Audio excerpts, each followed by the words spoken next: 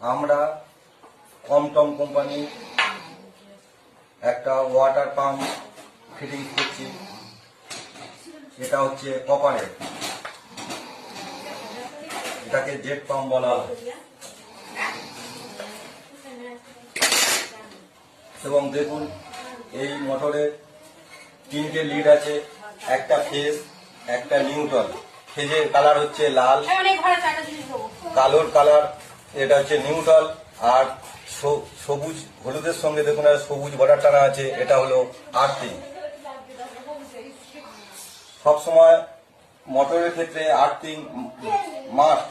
Earthing হচ্ছে মানুষের প্রাণকে রক্ষা করতে পারে, তাই ফেজ নিউট্রাল দেওয়ার পরে মোটরের সঙ্গে আর্থ কানেকশন বা বডি আর্থিং যেটা বলা হয় সেটা কানেকশন করা অবশ্যই প্রয়োজন। আমরা এটাকে